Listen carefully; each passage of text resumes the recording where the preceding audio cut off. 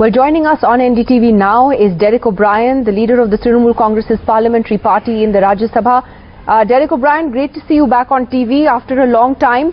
What did you think of the Lok Sabha speaker saying that, well, nothing's technically banned? I mean, these words are there, they've been compiled, and if you use them, they can be expunged, but it's not necessarily that they would be. I'm not getting into a spat with one of the presiding officers. Let's leave the presiding officer out. This is a much more bigger issue. Parliament is being undermined for the last many years. I'm glad this issue has come up so we can remind the young people of India what is happening. I'm going to put out 4 or 5 facts to show you how Parliament is being, parliamentarians, we are not even given a chance to express ourselves. Words is just one. Number one, has the Prime Minister answered a question on the floor of Rajya Sabha in the last 7 years? No. Average time to pass a bill in Indian Parliament, as per the last monsoon session, we are passing bills at an average of 9 minutes a bill, 27 bills passed.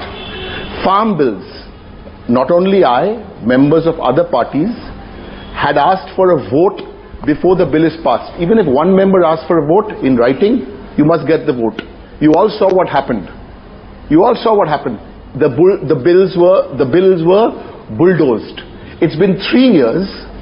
These are not just numbers and facts. It's been 3 years. The Lok Sabha don't have a deputy speaker. BJP have 300 MPs in Lok Sabha.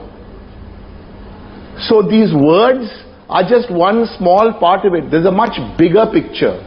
Parliament will be made impotent. Parliament will be, it's like, you know, democracy, it's a shell of democracy to show you have a parliament, but nothing democratic is happening there. So you're saying that this is a larger pattern in undermining parliamentary democracy. Please, yes. You're saying parliamentary democracy is being undermined, Parliament as an institution.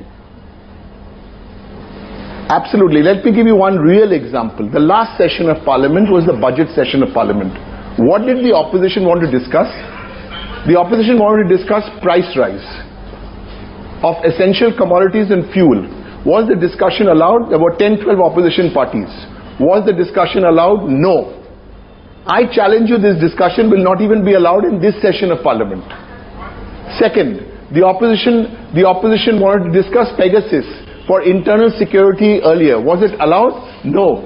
Now they'll have an all-party meeting in a few days, and Mr. Prime Minister will come there for 3 minutes and 30 seconds, click, click, click, and he'll make one statement to say, any issue the government is ready to discuss. We are willing to have a discussion on any issue. I humbly appeal and urge the presiding officers of the Lok Sabha and the Rajya Sabha, with all respect and humility,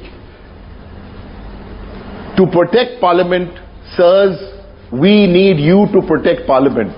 Otherwise, how many sleepless nights will you be having like this? But can I ask you, what did you think of the words that have been compiled in this new list of so-called unparliamentary language? I mean, does that tell you a story in itself? Like, you can't say Jumla Jivi, you can't say Snoopgate, you can't say, you know, hypocrisy and ashamed and abused. What does that tell you, the choice of words in this list? You see, I really think, you know, that it's been on the social media all day. I haven't been on television for the last 6-7 months because there's a lot of other work to do, but I thought today was a day I really need to get on to television, because it is beyond these words. It is way beyond these words. I mean, look at the scrutiny of bills. Look at the ordinances. Ordinances, as we learned in our school civics books, for emergency legislation.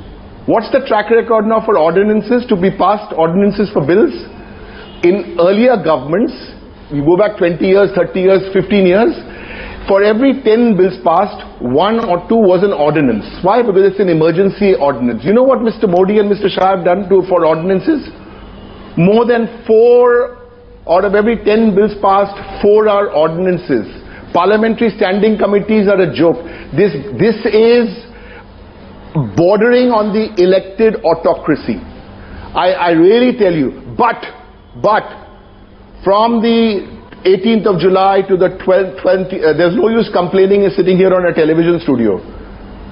18th of July to 12th of August, We're going to give it back to this Mr. Modi and Shah, who are trying to push a knife through the heart of Indian democracy, through the soul of Parliament. Right. We have to give it to them hard. We'll come at them hard every day. Every day. Derek O'Brien, you're making a bigger point here about Parliament and the institution of Parliament. Thanks very much for joining us on NDTV today. Thank you. Thank you.